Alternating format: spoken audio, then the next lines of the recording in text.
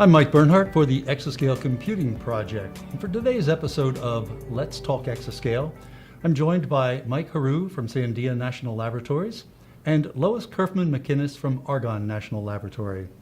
Welcome. Thank you. I think this is going to be pretty exciting. I hear you have some great ideas for us to talk about today.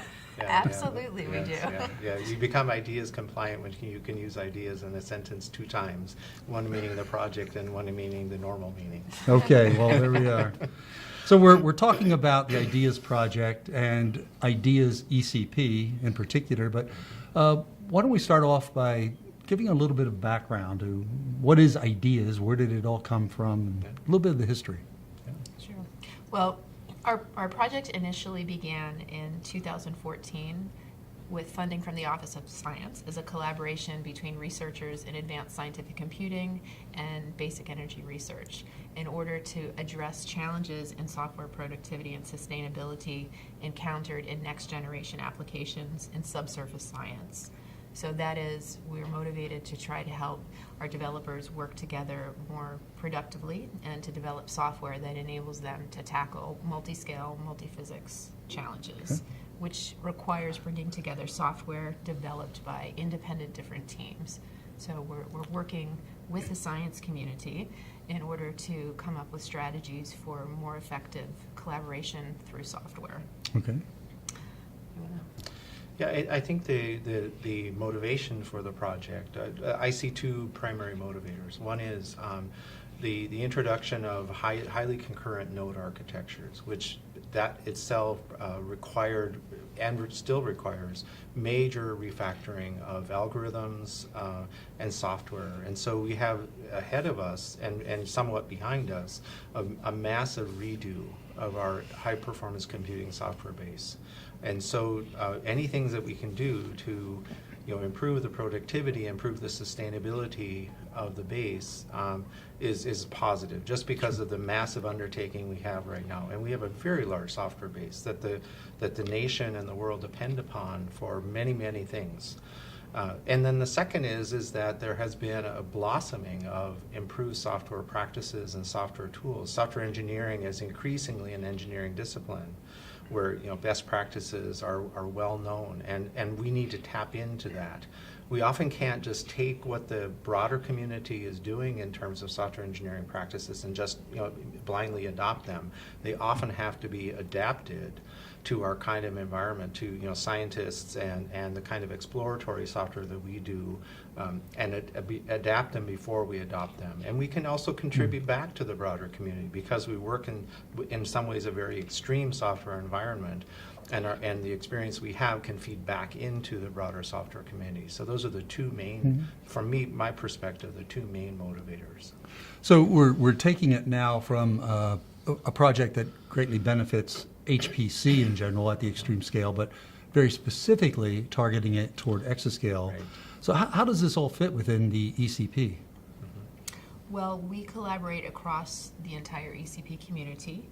Our project interacts with application teams directly by engaging them in understanding their most challenging software bottlenecks and productivity bottlenecks, and then working with them to come up with strategies to overcome them.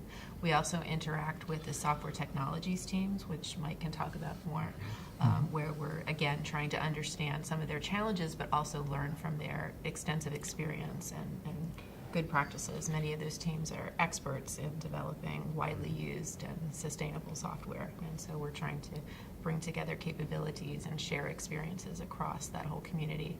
And of course, we also interact with the hardware and integration area very strongly through our partnerships with facilities and many of our outreach activities, and also our work towards developing sustainable software that's used at facilities, so working toward processes that the whole community can rely on. Yeah.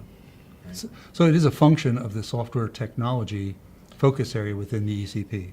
It's actually part of, so this was a change. So Doug Cothey, who's now the director of ECP, was director of applications before doing that. And he he saw the need for this kind of activity and supported us in our transition from an Office of Science project to becoming an ECP project. And we were part of the applications portfolio at that time because he wanted his application teams to have access to this kind of resource. But then with the restructuring that occurred about a year ago, this project was moved into hardware and integration, where facilities was also moved, training was also moved. And that was really a nice move overall because it allowed IDEAS to reach out to both software technology, that focus area, and to the application development focus area, and then also tap into the resources, the training resources that the facilities have. And that resource has been a tremendous benefit for us in getting the word out. Our webinar series, HPC Best Practices webinar series, is probably our most a popular outreach activity. We have literally hundreds of people who dial in to the webinar or watch it afterwards. And we have people all over the country I hear from who have no connection with ECP who say, yeah, we pay attention to what's there because this is really good content. So it sounds like collaboration is the real heartbeat of this program. Yes. Absolutely, and I think everyone recognizes that extreme scale computational science requires collaboration. That's one of the things I love about it. I enjoy the interactions among people with complementary capabilities and skills. But I believe it's essential for our broader community to really take seriously that software is the practical means by which we do a lot of this collaboration. The way we encapsulate the expertise of people with complementary capabilities, for example, in science areas and math areas and various computer science areas, and the way we bring them together to work toward new predictive science, and the way we sustain that and collaborate over the long term.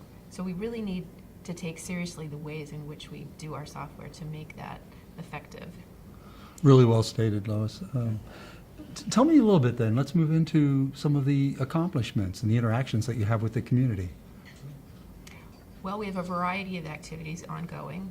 In the project, the IDEAS-ECP project, we have 4 complementary areas of work.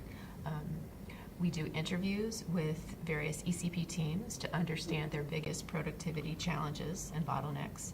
And then we use that information in a variety of ways. First of all, we extract common observations or challenges and cross-cutting issues, and we work towards developing content with the broader community to help address those needs.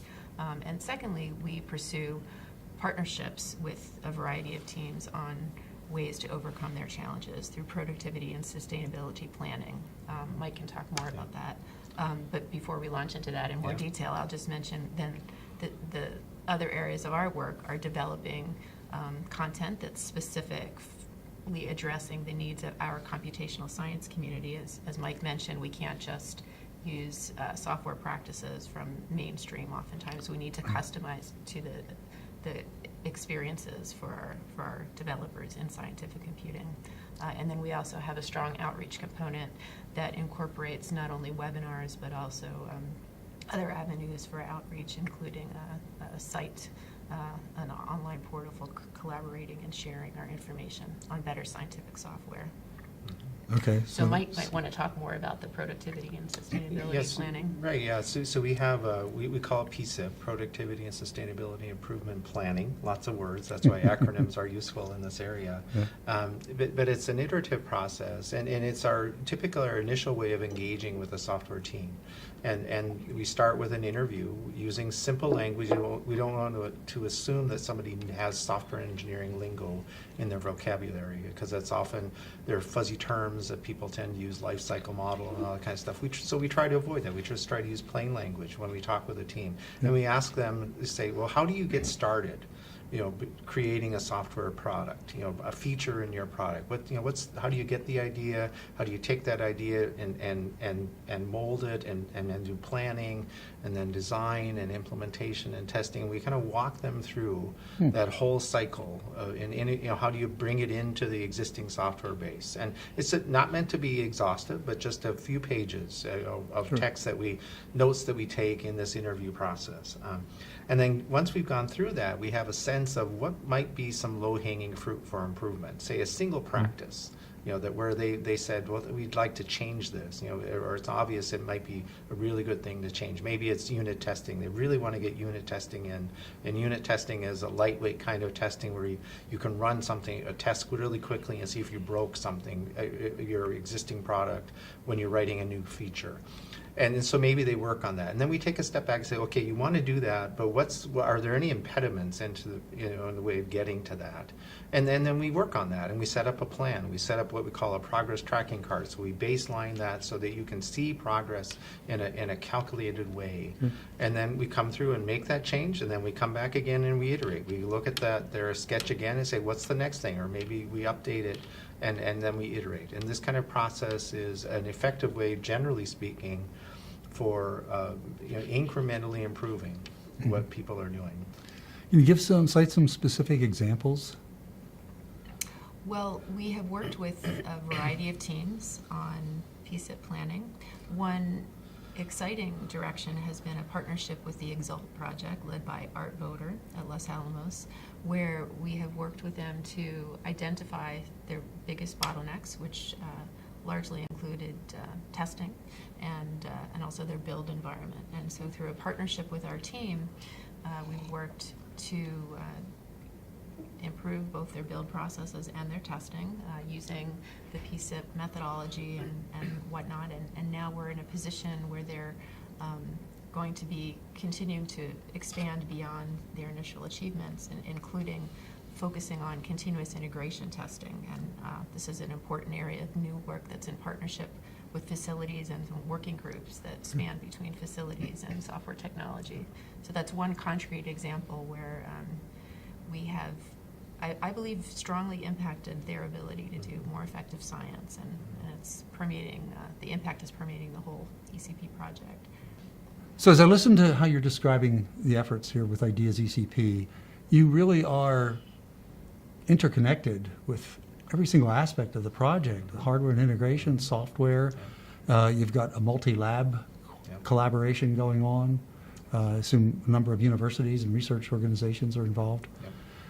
What's the biggest challenge that you face with such extensive collaboration? Yeah, that's a great question. Well, I will say that our team, as you mentioned, we have a variety of labs involved, including Oak Ridge, Livermore, Berkeley, Los Alamos, University of Oregon as our university partner, as well as Sandia and Argonne. And I believe that our teams are really effective in reaching out to the people at their institutions in order to engage them.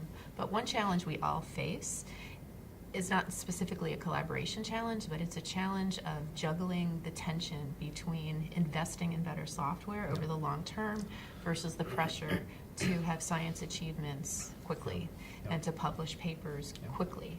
So we struggle as a whole community in being able to carve off precious resources of time to be able to invest in focusing on changing these fundamental aspects of our work. That makes sense. Yep. Yeah, each team has specific science or software feature objectives, goals that they signed up for, right? And we can't put too much overhead of improving practices on top of delivering those goals. They can shave off a portion of time because it'll pay off in the long run. If you integrate over a long enough span of time, these productivity improvements, sustainability improvements will really pay off. But you still have to get those science and features done. So we're right on the eve of SC18, the big supercomputing conference, probably 11,000 attendees this year from what I hear. That is kind of overwhelming, but that's such a small fraction of the entire HPC community when you look at it this way.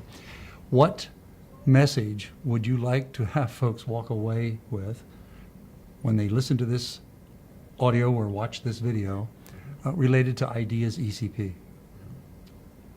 Well, we believe it's a great opportunity for the community at large to really take seriously their own software and how they collaborate using their software. And our team would be delighted to engage with anyone who's interested in talking with us. Of course, we also create resources that people can use independently without talking with us one-on-one. But we'd really like to engage the broader community in thinking very seriously about improving software as a mode of collaboration and in working with the worldwide community who's looking at this. Already we are interacting with a number of international groups who are working on complementary aspects of issues in software productivity and sustainability. And I believe the time is really right for us across the whole international community to collaborate more effectively together. Awesome. Yeah. A couple of very concrete things is one of the portals that we contribute to is called bssw.io. It's a website, so you just type in bssw.io, and that portal provides a lot of hooks to information that we've contributed, other people from the community have contributed. You can sign up for our mail list. I think it's in the upper right corner of the original or the initial screen when you go there. And if you sign up for that, you get lots of timely information. One of the things, the webinars, the best practices in HPC webinars that we do are announced on that list. And you can see they occur once a month. And you can see what's coming, and you can sign up and get notified, and then either see it in real time or watch the video. And again, that's been one of our really more popular opportunities for engaging with the IDEAS project is through those, because it's our people who often, not always, but often provide the content, give the talk. That's a part of that. Another one that I think that's just to give some acknowledgement to people who've helped us is Software Sustainability Institute in the UK. We have learned a lot from them. They've been engaged in this kind of outreach and promotion of better practices for a decade longer than us, I think. And so SSI in the UK is another great organization, and they put out information on a regular basis. So those are two concrete things. Fantastic. Yeah. Well, hopefully a lot of the folks that we're connected with through the community will pick up on this call for participation and join in on the fun. Yeah, very good. All right. Great, thank you. Well, we've been talking with Lois Kerfman McInnes from Argonne National Laboratory and Mike Haru from Sandia National Laboratories for the Exascale Computing Project. I'm Mike Bernhardt.